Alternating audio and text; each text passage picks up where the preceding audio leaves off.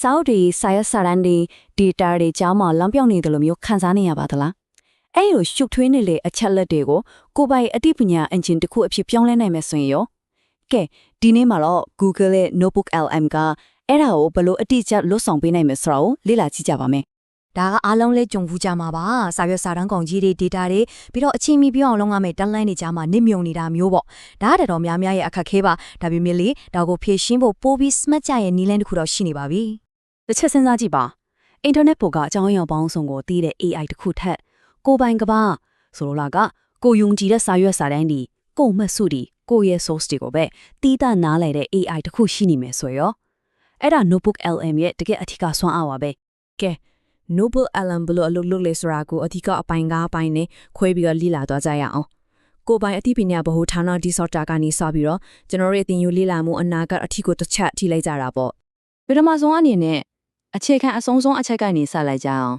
အဲ့ဒါကတော့ကိုယ့်ရဲ့ source တွေကိုသုံးပြီးကိုယ်ပိုင်အသိပညာစာကြဝဠာတစ်ခုတည်ဆောက်တာပါပဲအခုပြောမယ့်အချက်က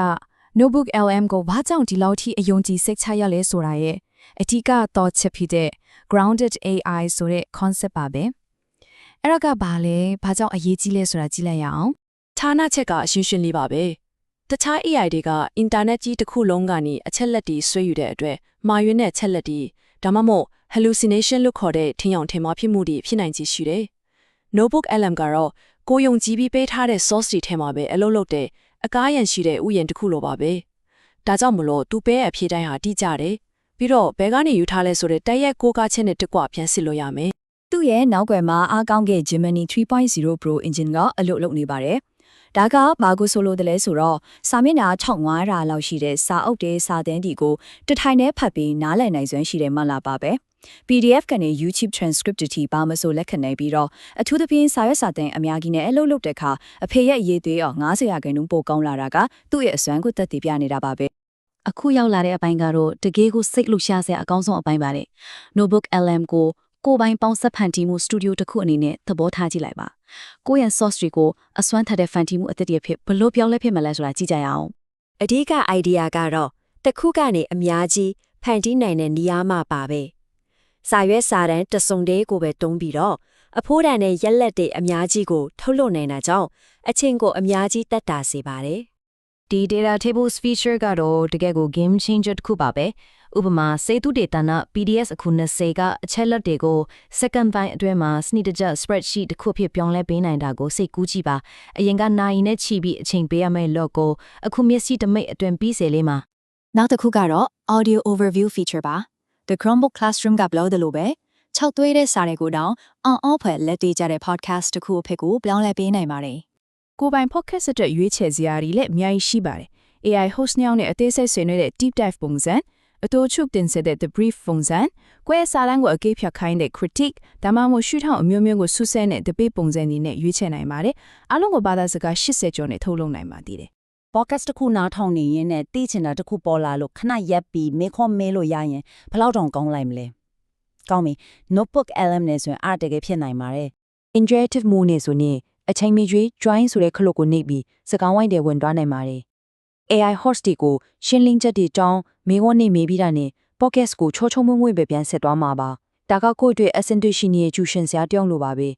ဲဒါကအတန်တင်မဲလားဆိုတော့မဟုတ်သေးပါဘူး Notebook LM ကကိုယ့်ရဲ့ source တွေကိုဗီဒီယိုတွေဖြစ်လဲဖန်တီးပေးနိုင်ပါသေးတယ်Video overview feature ကတကယ်ကိုအအောင်စင်ရပါပဲကိုယ့်ရဲ့ source တွေကိုအတန်းစကြောင်းပါတဲ့ video အဖြစ်ချက်ချင်းပြောင်းလဲပေးနိုင်တယ် whiteboard animation ကနေ anime ပုံစံအထိ visual style 16မျိုးကျော်တဲ့ကကြိတ်တာကိုရွေးချယ်နိုင်ပါတယ်ဒါကကိုယ့်လက်ထဲမှာ video ထုတ်လို့ရဖွဲ့တစ်ဖွဲ့လုံးရှိနေတယ်လို့ပါပဲ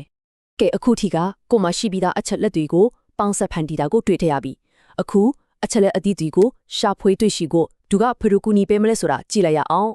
ကိုပိုင်သူတည်တနာစင်တာတစ်ခုတိစောက်ကြပါစို့ဒီ deep research feature က Notebook LM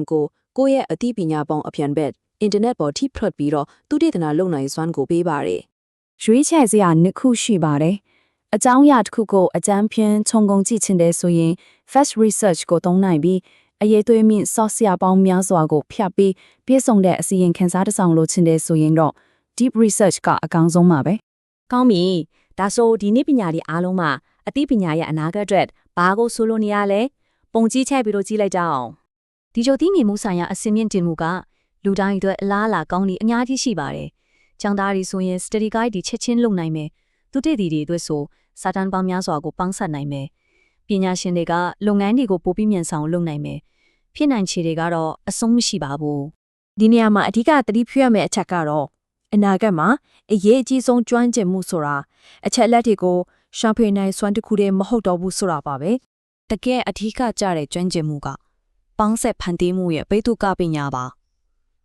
ဆိုလိုတာကတော့အချက်လက်ပက်လက်ကြီးထဲကနေကိုလိုချင်တာကိုရွေးထုတ်ချိတ်ဆက်ပြီးတော့အတိတ်တင်ညာအတိတ်တွေဖန်တီးနိုင်တဲ့စွမ်းရည်ပဲဖြစ်ပါတယ်အခုမေးစရာရှိတဲ့မေးခွန်းကတော့ကိုယ့်ရဲ့အသိပညာကိုဘယ်လိုဗိသုကပြုမလဲ